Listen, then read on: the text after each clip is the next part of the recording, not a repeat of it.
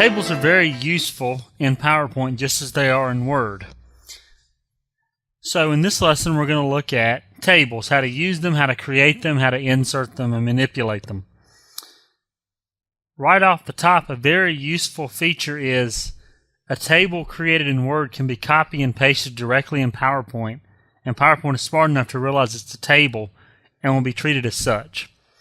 This agenda came from an email in Outlook, pasted it in, PowerPoint immediately knew it was a table, and gave me two new contextual tabs, Design and Layout. So if you're familiar with tables in Word, the options you see here will be very familiar to you. So we have table styles over here. First, table style options rather. Do I have a header row? Do I want a total row? First column, last column, banded rows and banded columns. Banded rows and columns are very useful.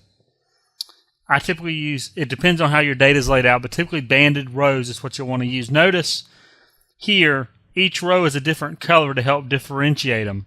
If I turn banded rows off, notice all rows are the same color.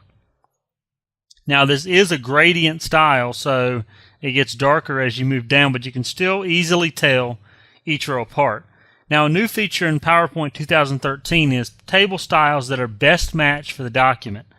Before we had light, medium, and dark. Now we have best match for the document. So it looks at your template that you're using or your theme that you're using, and it decides which of the available table styles match it the best. You see I have quite a few options up here at the top, and then my normal light, medium, and dark options that you're used to seeing.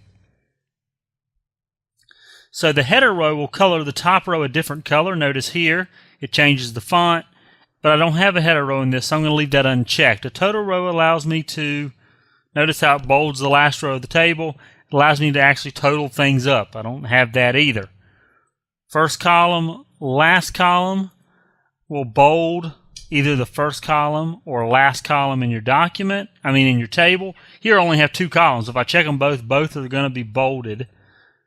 So if I wanted the time to stand out, for example, which I'll leave that on, so now the first column is bold-faced without me having to actually go through and bold-face it. I can do shading of my table or an individual cell. My cursor happens to be in that cell, so that cell got a shading. Let's click out and select the entire table. And you see now the entire table gets a shading. I can also put a picture under the table. I can do a gradient or a texture. So if I pick a texture, notice the background of my table becomes the texture. And this right here, table background, is the same thing as up here, except table background, notice banded rows and columns still. Notice here I have different, each row is different colored. Up here the entire table is colored the color that I pick. Borders, same idea. Do I want to have a border? These options, if you're used to tables in Word or even cells in Excel, these options should be familiar to you. Can also do effects, put a shadow on my table, for example, and whatnot. All right, I can do word art in the table, or I can actually draw the borders. All right, in layout, I can add rows or columns. I can merge or split cells, set the cell size, set the direction of the text. I can actually do text like so. If I want the text to be vertical, for example. And I have my arrange options and table size.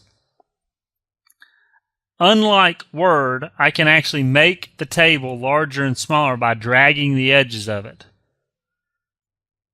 And I can also lock the aspect ratio, so notice here when I make it bigger, it maintains the same aspect ratio that it has. If I uncheck that, I can make this table wider and it won't make it bigger, it'll just stretch it out. Alright, in alignment here, align left, center, and right. So align the text left, center, and right. And then do we want the text to be at the top of the cell, the middle of the cell, or the bottom? So let's take a look here. So if I say this, notice how it moves down a little bit. My rows really aren't big enough to make a huge difference, but you'll see subtle movement. I'll show you this feature here in a second where you'll see more, where you'll be able to see it more easily. I can insert by using my mini ribbon over here, and I can delete. So rows and column group is also on the mini toolbar. So I can insert or delete cells there either way. Split cells is actually creating a table within a table. So if I want to split this break cell into 2 columns, now I have another column here, but just for the break cell. I can also merge cells. Let's say from 130 to 230, we're doing the same thing. Well, I could actually merge my cells here and make it just one cell like that. And then instead of having those, let's type in the middle and say project practice. So actually, I said I was going to show you on the other slide, but here's a perfect example. Notice now that my slide is large, or my cell is larger. These options here make a difference. Top, middle, bottom. You notice now that my cell is larger. You can actually see the difference the options have. And here's my rotating of text, and I actually have more options here. Brings out a slider that lets me select where the margins will be on in my text. Each cell is a text box. All right, so that's manipulating a table. Let's talk about creating one. I have another slide here with a blank layout. We're going to insert table. We have our table designer here. Notice header row is automatically selected on new tables. This setup right here is exactly what you find in Word. If you were to create a table in Word, I can use the insert table.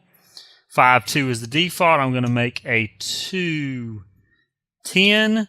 Notice I get a header row automatically, and I also get banded rows. 2 automatic options. Can change my style here, and then I can go ahead and insert some text using the options that we just discussed. Let's talk about word art quickly in a little more detail. So I can put word art in my, this is some word art. I can put word art in my table just like it was regular text.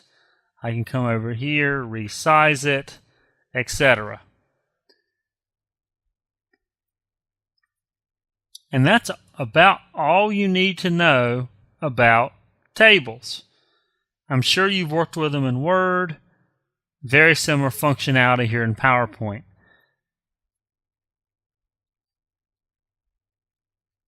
So in this lesson, we learned about tables and how to use them in PowerPoint presentations.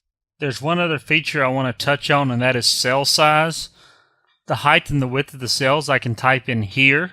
I also have 2 options: distribute rows, distribute columns. This is auto change the size of the rows or columns to most efficiently use the slide.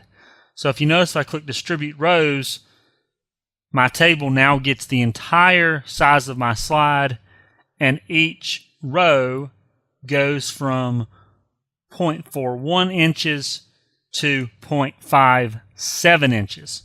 So this is useful to figure out the most efficient use of the space on your slide for a table.